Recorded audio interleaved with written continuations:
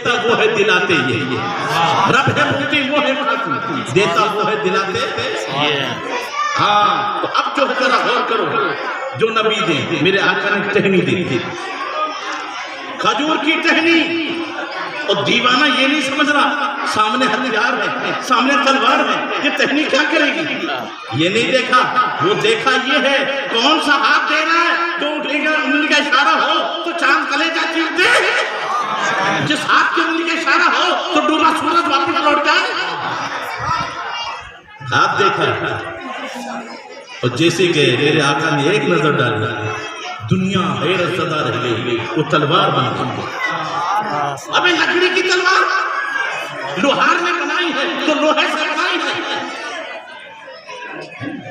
لیکن میرے آقا کی کرم نوازی تلوار بن گئی اور پھر صحابہ میں وہ تلوار تبرک کے طور پر منتقل ہوتی رہی بریلی کے تاجدار نے اسی کی طرف اشارہ کیا ہے یا رسول اللہ جس طرف اٹھ گئی دم میں دم آ گیا اس نگاہ عنایت اللہ اس لیے ہم بھی عرض کر رہے ہیں یا رسول اللہ چمک تجھ سے پاتے ہیں سب پانے والے میرا دل بھی چمکا دے چمکانے والے اور برستا نہیں دیکھ کر اپنے خودوں پر بھی برسا دے برسانے والے تو قسم زمانے کی تمام انسان گھاٹے میں ہیں مگر الا الذین آمنوا وعملوا الصالحات مگر جو ایمان لے آئے نیک عمل کیا وہ گھاٹے میں نہیں بولو وہ گھاٹے میں اب ایک بات اور میں ذہن میں رکھوں کہ آگے کیا حکم ہے اور جو اصل میری آج کی حاضری تھی کا مین مقصد ہے کہ مجھے جو آپ کو ایک پیغام دینا ہے نمازوں میں ہم پیچھے نہیں روزے میں ہم پیچھے نہیں تعلیم میں ہم پیچھے نہیں پیچھے کس میں اپنی ڈیوٹی میں پیچھے اپنی ڈیوٹی میں پیچھے ہیں نماز پڑھنا ہماری ڈیوٹی نہیں روزہ رکھنا ڈیوٹی نہیں زکوٰۃ حج ڈیوٹی نہیں آپ کہو گے کیا ہے ہمارے پاس دو چیز ہیں ایک بدن ہے ایک روح ہے روٹی سبزی فروٹ یہ ہمارے جسم کی غذا ہے اور الا بذکر اللہ تطمئن القلوب یہ تمام ذکر جو ہے یہ روح کی غذا ہے جو کھانا زیادہ کھاتا ہے اور کثرت کرتا ہے وہ پہلوان ہو جاتا ہے اس کی باڈی بنتی ہے اور جو نماز کے علاوہ تہجد پڑھے اشراق پڑھے چاش پڑھے پھر اس کی روح مضبوط ہوتی ہے پھر ولی بنتا ہے تو یہ ذکر الہی تو ہماری روح کی غذا ہے تو ہماری ڈیوٹی کیا ہے ہماری ڈیوٹی سنو کنتم خیر امۃ اخرجت للناس تأمرون بالمعروف وتنہون عن المنکر تمہاری ڈیوٹی ہے بھلائی کا حکم دو برائی سے روکو اور یہی کہا یہاں پر وتواصوا بالحق وتواصوا تو یاد رکھیے آج جو ہماری قوم برباد ہو رہی ہے وہ بربادی اپنی ڈیوٹی میں کمی کی وجہ سے ہو رہی ہے ہم نے اپنی ڈیوٹی چھوڑ دی اللہ کی عزت کی قسم بروں کی وجہ سے برائی نہیں پھیلتی بلکہ اچھوں کے چپ رہنے کی وجہ سے برائی پھیلتی کتنا بگڑا ہوا ماحول ہے 10% سے زیادہ برے نہیں ہوں گے لیکن 90% اپنی ذمہ داری ادا نہیں کریں ہمیں کیا ہے کوئی کر رہا تو کرنے دو جب یزید بدمعاشی کر رہا تھا امام حسین بھی کہتے تھے ہمیں کیا یزید فطرے کو کون روکتا ہے جب فرعون بدمعاشی کر رہا تھا موسیٰ علیہ السلام عبادت کرتے رہتے ہمیں کیا ہے اور جب وہابیت تھا جو بدمعاشی کر رہی تھی بریلی کے تاجدار بھی ایک سائیڈ میں بیٹھے رہتے ہمیں کیا نہیں کہا کل کے رضا ہے خندرے خوفار اکبر آدھا سے کہہ دو خیر منائے نشر کر ہو جاؤ خاموش کوئی ہتھیار اٹھاتا ہے کوئی پنکھ اٹھاتا ہے بریلی والے کا قلم اٹھاتے آنے والی نسلوں تک تمہیں ننگا کر کے رکھتے تو اگر وہ بھی خاموش رہتے تو آج ہمارا کیا ہوتا میرے بھائی اب سنو حدیث پاک دو جماعتیں ہیں اگر یہ سدھر گئی تو پوری قوم سدھر گئی اور اگر یہ بگڑ گئے تو پوری قوم بگڑ گئی سنو دو قوم کون ہے وہ العلماء والعمراء علماء سدھر جائیں اور عمرہ سدھر جائیں. علماء میں پیر بھی آگے, امام بھی آگے, خطیب بھی آگے, عمرہ میں امیر بھی آگے, لیڈر بھی آگے, مکھیا لوگ بھی آگے. یہ دو سدھر جائیں. جی امام حضرات اللہ تعالیٰ کرم فرمائے, آج ہمیں صحیح بودی کی توفیق دے, ورنہ میں سمجھا رہا ہوں آپ کو اپنی طرف سے نہیں. جبریل امین نے جن کی نیک ہونے کی گواہی دی نہیں بچا. ایسا امام, ایسا نیک نمازی جس کی نیکی کی گواہی جبریل امین. بستی میں عذاب آ گئے, اے جبریل اس بستی کو پلٹ دو. مولا پلٹ دیں گے, ایک نیک بندہ ہے تیرا, زندگی میں کبھی گناہ نہیں کیا, کہا آج اسے بھی عذاب میں شامل کرو. مولا تیری مرضی چلے گی, ہماری نہیں, لیکن رات تو ظاہر ہو جا, وجہ کیا ہے؟ کہا میرے جبریل اس نے مسلح بچایا تھا, محلہ نہیں بچایا. مسلح بچایا, محلہ نہیں بچایا, ذمہ داری محلے کی تھی. سارے امام اگر یہ سوچ لے مسلح پر جب تک قوم نہ آئے وہ امام نہیں بن سکتا. پیچھے قوم ہے, اور جو قوم لیڈر ہو, کروڑپتی ہو, لکھپتی ہو, جب تک امام سر نہ جھکائے وہ سر نہیں جھکاتا. جب تک وہ سر نہ جھکے جھکتا نہیں. پابند ہے کہ نہیں؟ اب جب نماز سے فارغ ہو گئے اور پتہ چلا کہ ڈیجا بج رہا ہے, شادی ہو رہی ہے, تو امام کی ذمہ داری ہے وہ قوم کے 10 آدمی لے چنیدہ اور اس کے گھر جا کر بیٹھے. کلمہ تو نے نبی کا پڑھا ہے, نکاح نبی کی سنت ہے, ڈیجا شیطانی کام ہے. وہ 2 پیر کشتی میں پیر رکھنے والا بیچ میں سے چلے گا, ترنگی چھوڑ کے یکرنگ ہو جا, سراسر موم ہو جا, یہ سنگ ہو جا. جب تو نبی کی شریعت کا بذات آئے گا تو گناہگار ہے وہ امام جو اس کا نکاح پڑھا.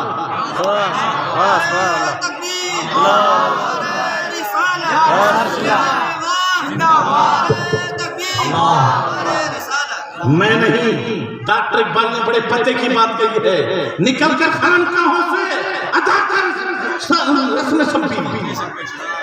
او پیرو خانقاہوں سے نکلو, او مولویوں اپنی درسگاہوں سے نکلو. وہ سیدنا امام حسین نے جو کردار نبھایا ہے ظلم کے خلاف اٹھو. ڈیجے سے پڑھ کر ظلم نہیں ہے, جو نبی کی سنت کا مذاق بنا کر ایمان سے خارج ہو. بولو نکاح کیا ہے؟ ارے نکاح نبی کی, اور نبی کی سنت میں ڈیجے بجانا اور حرام کام سے نبی کی سنت کا مذاق بنانا رہ گئی ایمان. اور پھر نکاح پڑھانے جا رہے ہیں حرام سے بچنے, تو حرام سے بچنے کے لیے حرام. میرے بھائی افسوس ہی ہے ہماری غیرت مر گئی. کہنے کو اپنے کو آپ حسینی کہتے ہیں, لیکن کبھی حسینی پیغام سنا ہے؟ کربلا میں پیڑ نہیں تھے, مکان نہیں تھے, تو پانی بھی نہیں تھا, کھانا بھی نہیں تھا, تو کھانے کا انتظام نہیں کیا, پانی کا انتظام نہیں کیا. امام علی مقام نے پہلے خیمے کھدوائے اور خیمے کے چاروں طرف خندق کھدوائی اور خندق کے چاروں طرف آگ لگوائی. کیا پیغام دیا؟ جیتے جی کسی کی ہمت نہ ہو کہ عورتوں کی طرف آ جائے. او حسینی, یہاں تو حسین میں حسینی بن رہا ہے, اور تیری بچیاں میلے میں جا کر رہنی ننگے سر گھومے. افسوس میرے بھائی, دولت کما سکتے ہو, کروڑپتی بن سکتے ہو, کیوں؟ دولت باتوں سے کمتی ہے لیکن برکت نہیں لے سکتے. برکت گھر میں آتی ہے, اللہ کی طرف سے رحمت کے فرشتے لاتے ہیں.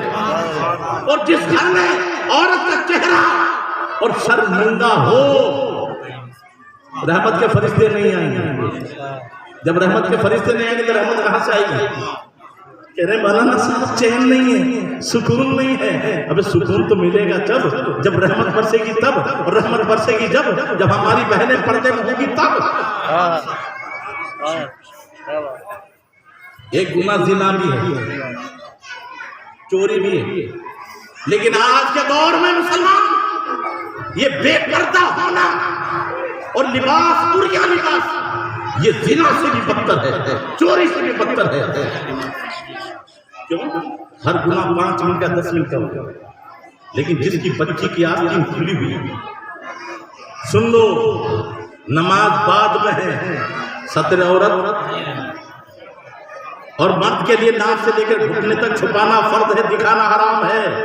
تو میری ماں بہنوں، اگر تم کنیز فاطمہ ہو تو ہتھیلی اور چہرہ اور قدم، اس کے سوا پورا شریر چھپانا فرض ہے، دکھانا حرام۔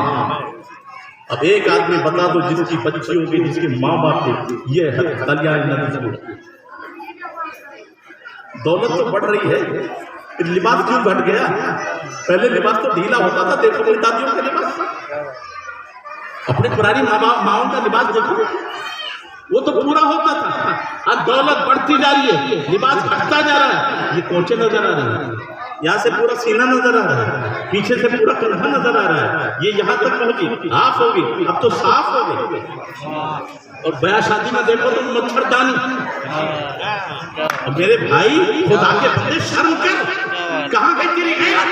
بہت بڑھیا لباس یہ وہ چھپانے کے لیے ہوتا ہے اور وہاں دکھایا جا رہا ہے، اور پھر کہنا کہ نہ جانے کیا گناہ ہوگا۔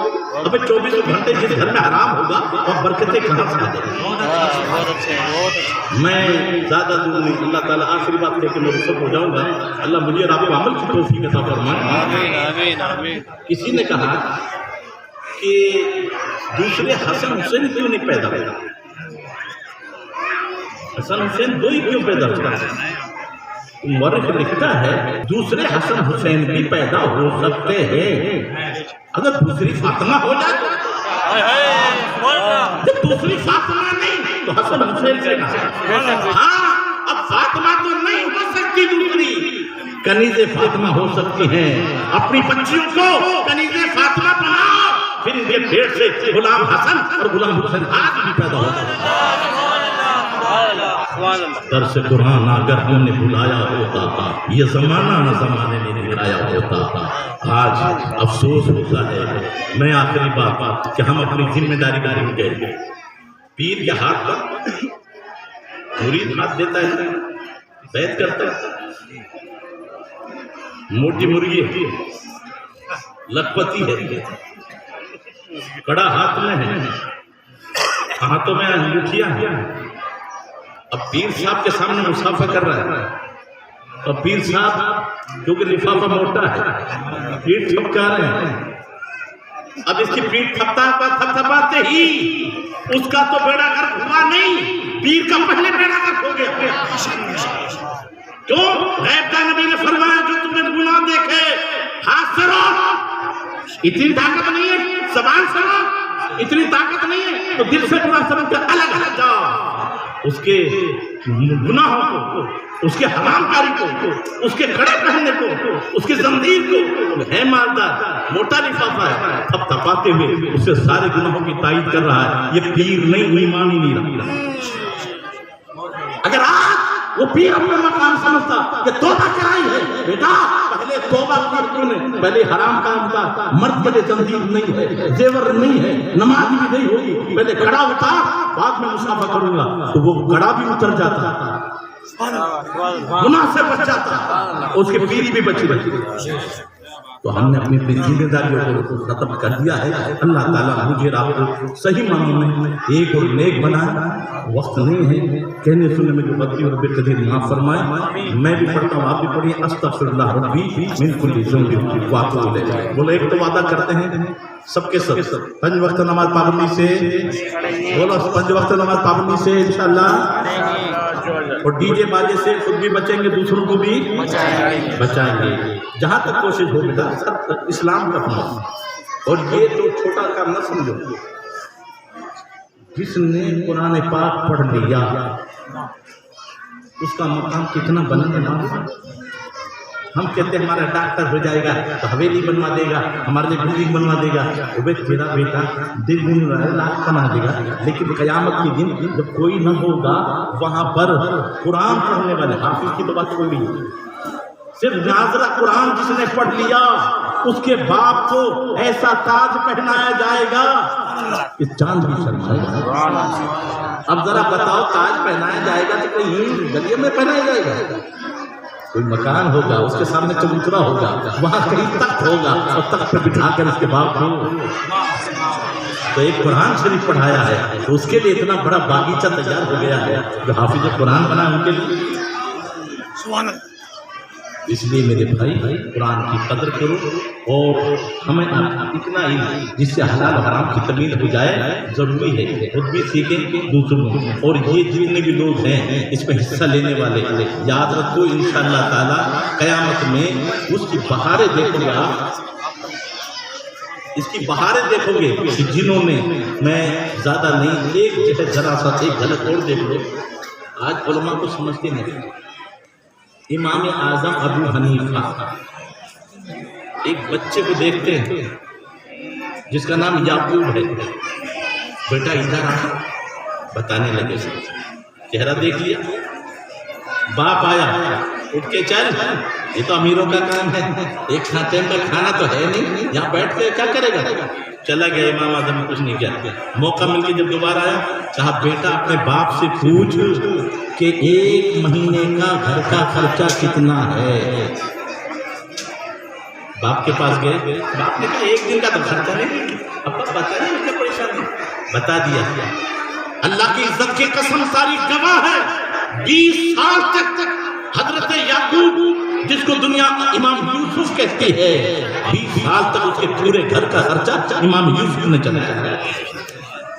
اور جس وقت وہ ہارون رشید کے بارے میں سب سے بڑا جج بنا ہے، اور جب فالودہ کھا رہا تھا مسکرایا تو ہارون رشید تھوڑا ناراض ہوا کہ بادشاہ کو کبھی کبھی کہا تیرے فالودہ پہ نہیں ہنس رہا، میں امام اعظم کی نگاہوں کو مسکرا رہا ہوں. امام اعظم نے میری ماں سے کہا تھا اگر بیٹا دین سیکھ گیا تو اس کے صدقے میں فالودہ کھائے. تو دین بھی کامیاب، آخرت بھی کامیاب. مدرسے کی مدد بھی کیجیے اور ان کی قدر بھی کیجیے، اس لیے کہ یہ وہ ہے کہ فرشتے ان کے قدموں کے نیچے پر بچھاتے ہیں. اور یہ انبیاء کے وارث ہیں، العلماء ورثۃ الانبیاء، علماء انبیاء کے وارث ہیں. اللہ تعالیٰ مجھے رات کو عمل کی توفیق عطا فرمائے.